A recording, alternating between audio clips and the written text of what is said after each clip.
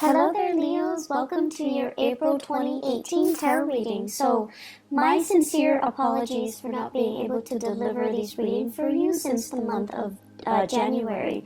I am very, very, very sorry. Life just kind of got out of control for the past few months. I'm hoping from now on to be a lot more consistent with your reading, and the readings will be published on time, if not early, before the new month, okay? So, I'm hoping to reconnect with you, and thank you for those who are still sticking around and watching. So first off, the way this reading is going to go for this month, maybe for next month as well, I've chosen to do the audio recording mainly because it is easier on me. I have to do, 12 of these, and then in the past months I've tried to do a mid-month reading too, so energetically it was very, very, very taxing. It was very tiring to do, and it was also quite time-consuming. So I'm hoping to reduce the time in which I do the general reading, and I'm hoping to find a strategy that works best for me. So this is my compromise here. What I'm going to do is I have already laid out the spread. I'm going to extract 4 important messages for you, and then we're going to unpack these messages and talk about, in which areas of your life it's affecting, okay? So, the first message that I am seeing here is, they're saying realistic expectation. And I feel this is going to be playing out in the work sector and your family planning sector. And realistic expectation basically means curbing our sense of illusions or delusions and trying to aim for a more practical route, a more practical solution based on where we are right now. It doesn't mean that, we have to let go of our dreams and our aspirations. It basically means maybe we're not there yet, it'll come later, but for now, let's focus on the here and now. Looking at what's in front of you and narrowing your scope a little bit so that you're able to solve what's in front of you, and then later on, it's sort of like we'll cross that bridge when we get there, okay? Breaking up the work, breaking up the worries, breaking up the problems into more manageable pieces so that you can tackle them rather than letting them overwhelm you, okay? So realistic expectations, realistic solutions. The second message here, it's actually really, really beautiful. They are saying loving companion. So you have a lot of love, a lot of family support, a lot of people in your midst that you can turn to, that you can, seek that emotional fulfillment from, and it give you a lot of emotional support. Friends are out there, people are out there. I feel, though, a lot of the times you are too proud to ask for help. Okay, you are, fire signs in general like to be independent. They don't like to weave a sob story and have other people feel sorry for them. So they're just saying here, there isn't any shame in asking for help. And especially if you've got such amazing people around you, it is really important to, ask for help, okay? I feel like they will be more than happy to assist in any way they can, and I don't feel that you're abusing it or anything like that, so definitely ask for help if you can. The third message here, it's emotional maturation. And this is a really, really good message across the board for any sign that I read for. Emotional maturation is a process of seeing outside of ourselves, of seeing and anticipating what other people are dealing with, what other people need from us. Is there any way that we can alleviate the suffering, the emotional turmoil, the problems of other people, okay? Seeing outside of ourselves, being a lot more considerate, a lot more thoughtful in assisting other people. And it's not just giving assistance, but it's sort of like putting our ego, our needs aside so that we can understand and be in the present moment and have this mutual understanding, this sympathy and empathy and mutual rapport with another human being. So I feel like there's a lot to be said here with that message alone, okay? And I'm going to go back to it. The last message here, nickel and dime. So I feel like financially there's something going on with you guys, and I have been feeling this for the past few months. So we're going to unpack that, and we're going to talk about, ways in which you can start to rebuild this financial foundation. So what I have here, realistic expectation, first message. This is showing up in your family planning sector, okay? And what I feel here is there is a need here to kind of consult your partner. I feel like for many of you, you're a little bit extravagant when it comes to spending, when it comes to buying things, when it comes to splurging. It's like you're quite lenient with yourself when it comes to spending, okay? And you have somebody that's kind of like controlling the purse strings. It could be a relationship partner. It could be a housemate, a flatmate. It could also be like whoever it is that, you're sharing resources with. And so there's a sense here of needing to consult the other person before you make big purchases, before you do major decisions. And I'm also feeling at this point there is a need to want to add additional member into the household, such as getting pregnant, family planning, adopting a dog, adopting a baby, taking in elderly parents is what I'm sensing. And these elderly parents can be overseas as well. So I feel like there's this discussion, this conversation about getting more people into the household, or the household is getting a little bit too crowded, so why don't we leave the household and seek our own space, seek a bigger housing environment, or purchase a property outright. So I feel like there's some fluctuation here within the home, but either way, it points towards expansion, it points towards something bigger, something better, okay? And so financially, whenever we want to move to a house, or whenever we want to bring another person into our household, we want the best conditions. And I feel like with you guys, family means so much to you. There's such a huge influence in your life, and you want to do it big. You want to do it justice. You want to do them justice. And so you tend to be quite generous with the way in which you want to, give them that financial resources, or you want to do it big. And I feel like the other person that you're sharing resources with, they're trying to tell you to curb your spending. They're trying to tell you to be conservative, and they're trying to tell you more than anything to be realistic.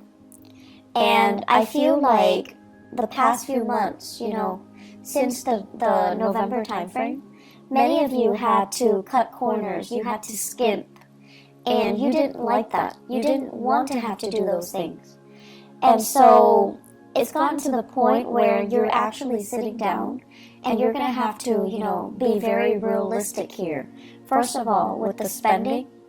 Second of all, how much am I making right now? How much am I spending? So, the financial inflow versus the financial outflow, trying to balance that out, and trying to not succumb to emotional spending, okay? In the career sector as well, what I do feel is many of you are working in a capacity where you're doing a lot of consultation. So I feel some of you are like, I see some people coming to you, and they're like, what do you mean by this sentence? What do you mean by this paragraph? What do you mean by this idea? Can you elaborate? They're giving you something, you revise it, and you submit it to them.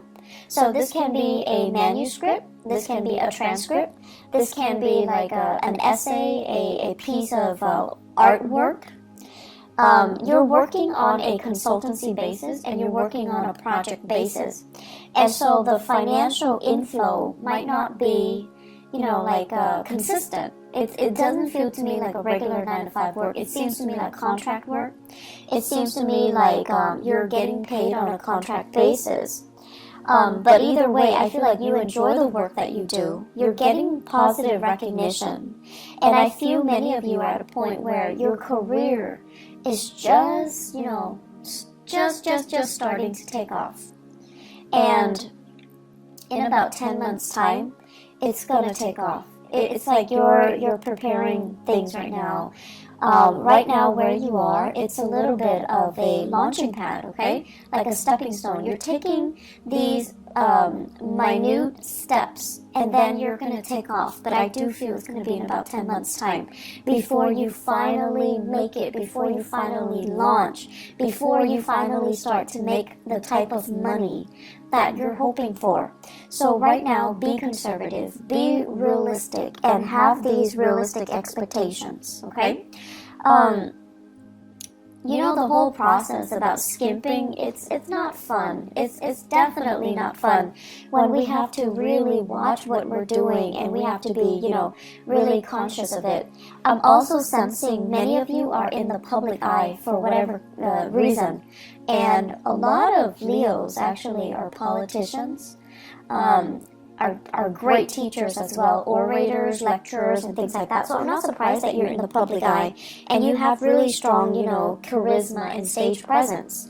So if you are in the public eye, you're also being extra careful about what you're doing and how you're being perceived and how other people, you know, how you are portrayed in through even social media, even through, you know, newsprint. So I feel like you're trying to curate this persona so that you can, you know, maintain that good role model persona, so that you can, you know, be a positive influence for other people. So I feel like a little bit of management when it comes to how you portray yourself, how you want other people to portray you or to think of you, okay? So a little bit of like reputation management. Not in a bad way at all, but I definitely feel you're erring on the side of caution when it comes to your image, when it comes to your spending, and when it comes to being very realistic about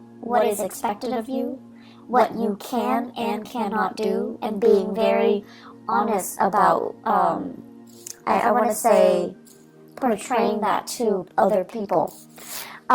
Second message, loving, they're saying as well loving partner, but they say the first message is loving companion. In partnerships though, I feel like many of you are blessed with a very, very emotionally stable partner. And what's really interesting to me is a lot of the times, you know, So Leo, to me, the sign of Leo, it's very dramatic, okay? It's a fire sign, but it's also ruled by the sun. And I feel like, you know, you thrive in the spotlight, and you guys would make, you and Libras are great actors. And you like to, you know, stand up for your beliefs and stand up for the underdog, and really, you're quite militant when it comes to the things that you believe in, your ideologies, your sense of justice, and your sense of right and wrong, and your moral compass. You're very apt about defending what you feel is right, okay? But I also feel like there is a sense of spectacle and drama associated with the things that you like to do. You like high intensity. And so naturally, I see a lot of Leo people naturally attracted to a partner that is a little bit milder, a little bit more distant, a little bit more emotionally controlled. And I feel like you're naturally drawn to these people because of differences. But you're also drawn to them because I feel like they make you feel stable. When you're interacting with them, they help calm you down. They help to really mellow you out. And because they're so calm and so cool and collected, they're naturally drawn to your energy. They're naturally drawn to that sense of drama and passion. And there's just immense chemistry.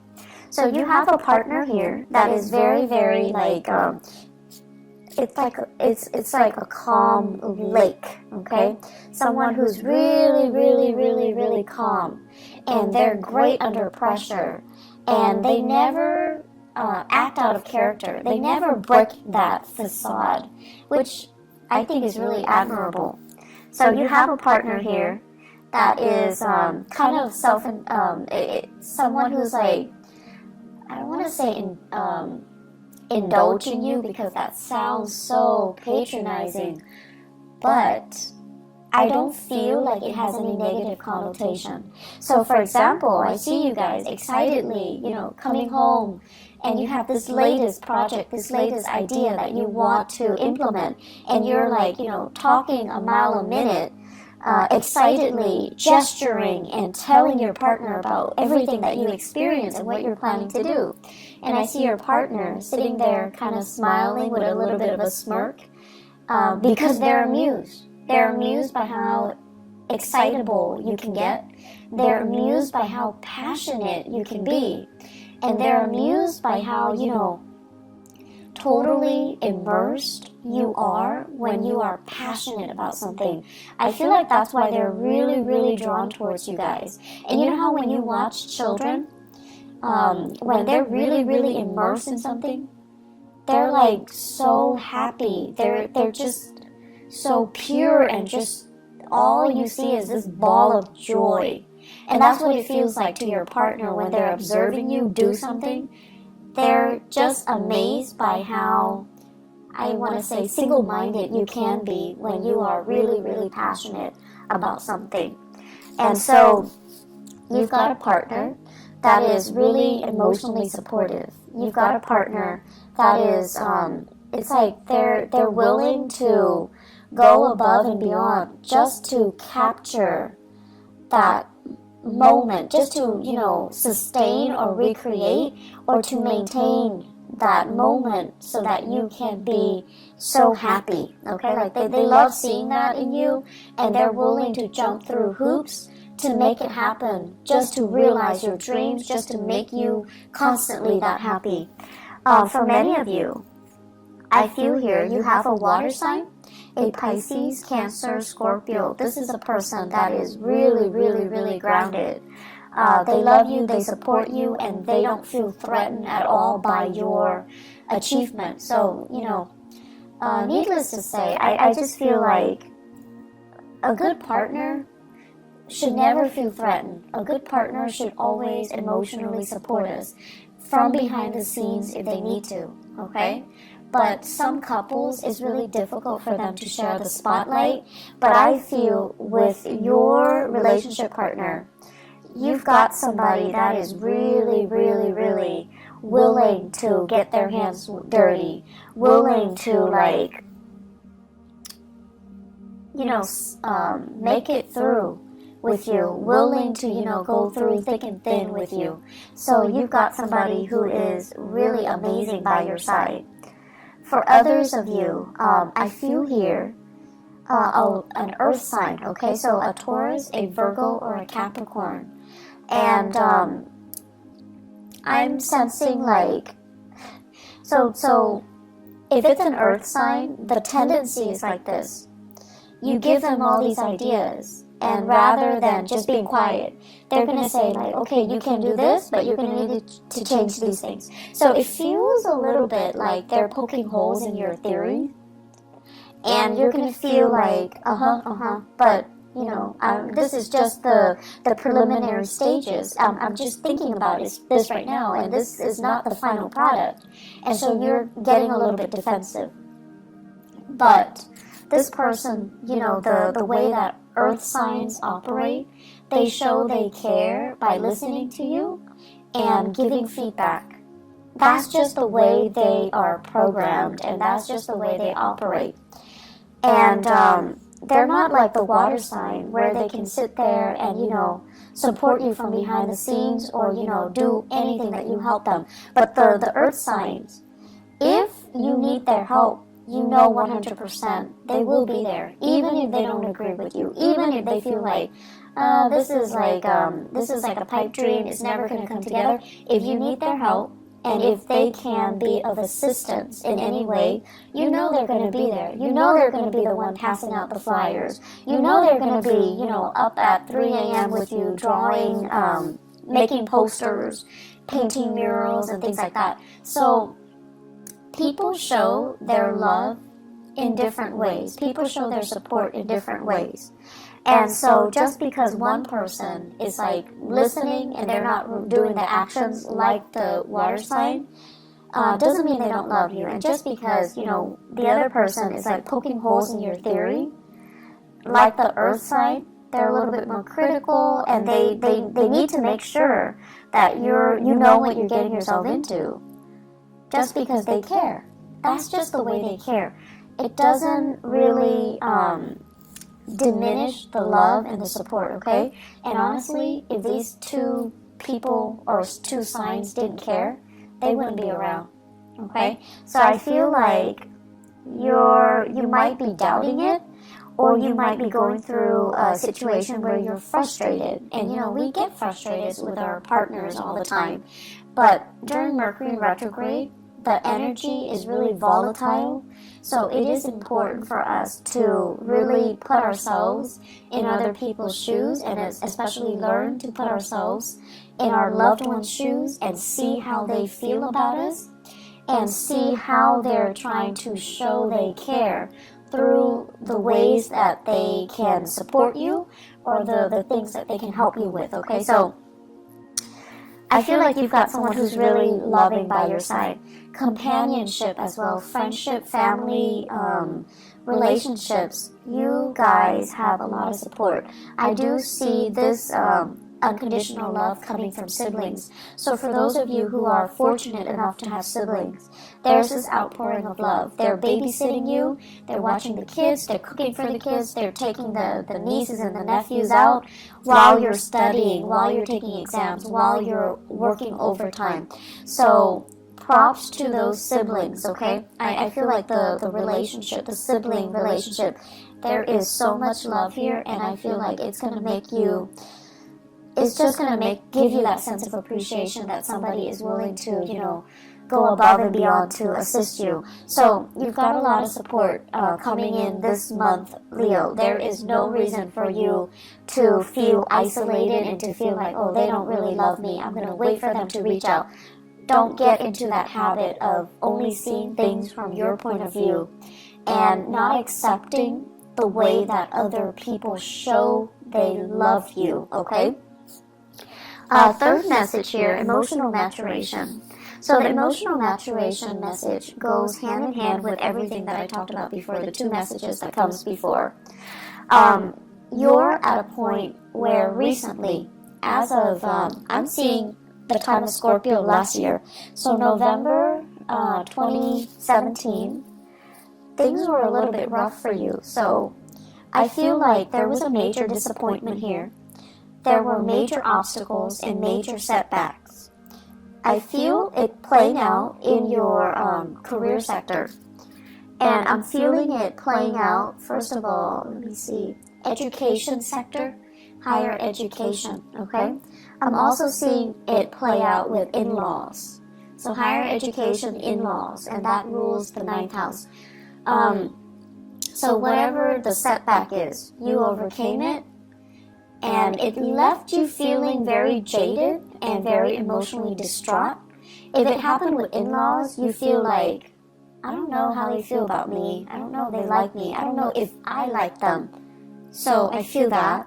If it happened in the higher education sector, I feel like you feel disillusioned. You feel like, is this the right field? Am I going to be able to get a good job? I've invested so much time. Am I going to be able to, you know, am I still in love with the work? Am I still in love with the profession? Am I still in love with the subject matter to be doing it for the rest of my life?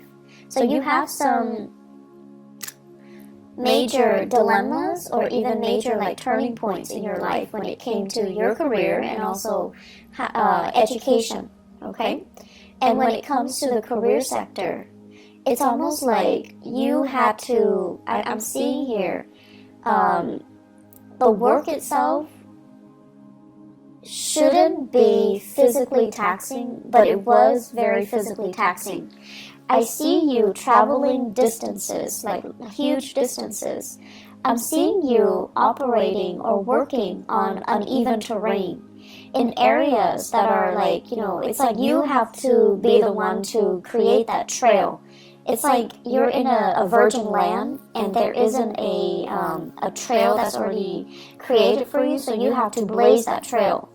I'm also seeing you carrying a lot of heavy equipment, living in quite, difficult circumstances, camping out, not having access to, clean and comfortable sleeping arrangements. So it's kind of physically difficult, okay? Like it's physically taxing, it's exhausting. So I feel like you were really challenged. And that, all of it, you overcame it. It made you a lot stronger, honestly. It made you a lot more, I feel like, rough around the edges. But it made you a lot stronger. So the emotional maturation basically means, I feel like it can go one of two ways. Because you've been through all of this, through all this hardship, and you came out okay, I feel like you can come out a little bit jaded. And so when people are whining, about, my TV's not working, or like, my water got shut off for 2 hours this morning, you're just like, I can't really sympathize. I had to sleep on the floor for 3 months. I had to sleep in a tent with mud underneath me and the rain just pouring on me. Things like that. You've endured your share of hardship, and now people are telling you about very mundane problems, and you're brushing it off because you can no longer relate. And I feel like that is a little bit of a negative way of incorporating this emotional maturation process, okay? So it's important for us to be appreciative of what we have. And so definitely it's annoying when these people are coming to you and they're whining about things that don't really matter. But it is also really, really important for us not to look down at people and to meet people where they're at. So obviously, whoever that's coming to you, they're kind of spoiled, they're kind of, they haven't really endured hardship, okay, quote unquote hardship. But it doesn't mean that you can just brush them aside, and it doesn't mean that they don't have their own issues, okay? But I feel like you're distancing yourself from those types of people. You're distancing yourself from the really privileged types of people who are whining about really mundane things. I do see emotional detachment coming in for you. And then for others of you, because of this emotional maturation process, because of everything, the hardship that you've had to go through since the November timeframe last year, you're coming out on top. You're coming out a better and a stronger person. You're becoming a little bit more, a lot more considerate. And I almost feel like you want to share your expertise, you want to share your skills, you want to share your best practices with other people. And I feel like you're doing this kind of like of your own volition. So you're seeing somebody struggling and you're like, hey, I was, going through that last year. Let me give these people a few pointers.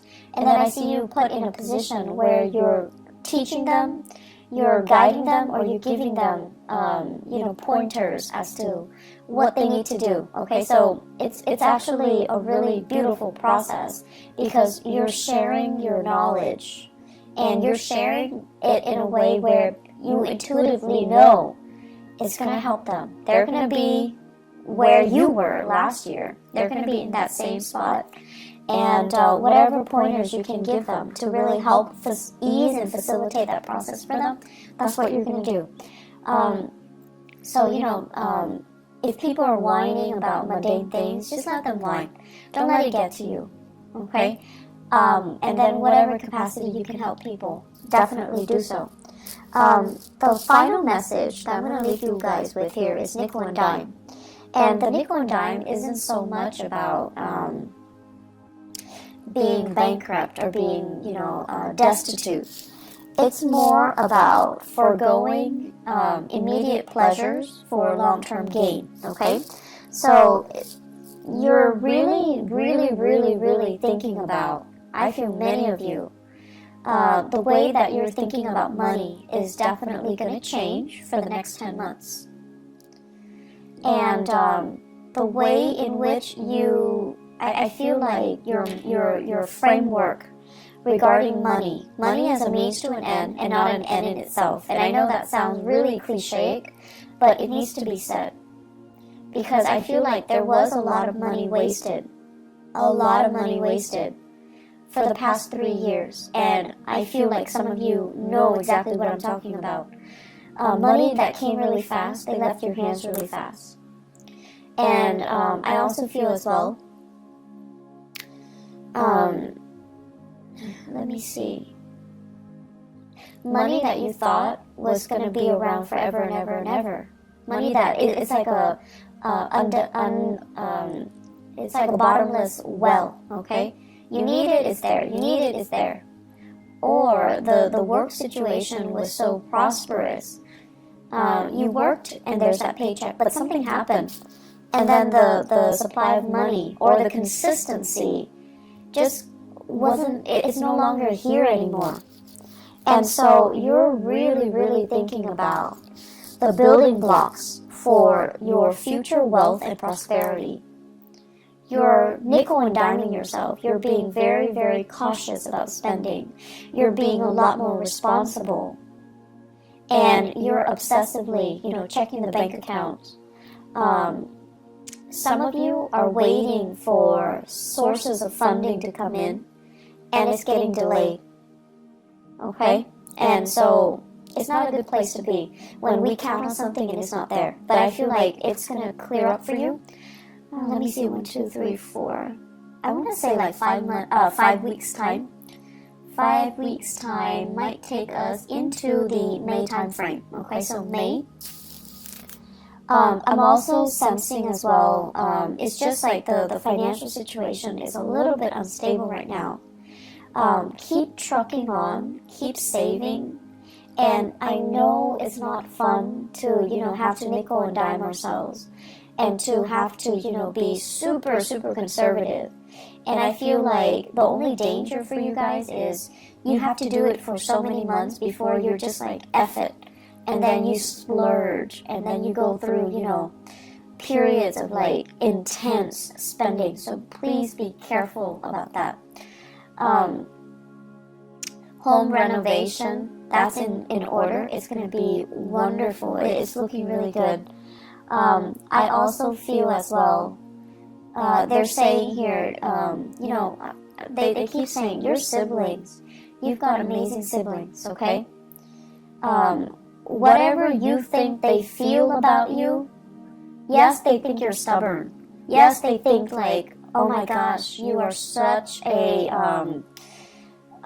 like, they're like a bull, like someone who's extremely stubborn, extremely bullish in their ways, or, just like, they won't listen. So it's like you've got your opinions made. You've got your ideas fixed, right? And no matter what they do, they can't persuade you. Yes, they think of all these things about you, but they do really love you as well. So don't make the process difficult. Don't do that to the people that you love. And they love you, so no matter how much you guys argue, there's still a lot of love there. So approach it with a little bit of compassion, okay? And I want to say, be a little bit more flexible. There is some really big karma here about money. And I feel like until your framework about money changes, and I can tell you till, I'm blue in the face, money is a means to an end. Until that light bulb kind of, switches on in your head, until you truly, truly, truly understand what that means. The financial prosperity that I mentioned coming in the October timeframe, it's going to be delayed. So until you really grasp that lesson. So what exactly does that mean? I feel like you're going to spend from now until the May timeframe trying to figure this out.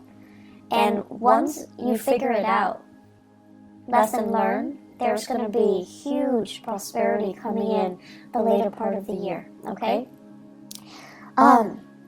you have some really important things that needs to be worked through and needs to be experienced during this Mercury retrograde cycle.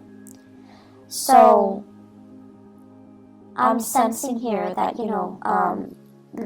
learning to get your financial affairs in order, having a game plan for yourself, start saving and start rethinking about, how you see money and how you think about financial foundation and financial prosperity. That's going to be really important, okay? So Leos, I wish you all the best, and I'll be back for next month's reading, okay? Take care of yourself and enjoy the rest of this month. Bye-bye.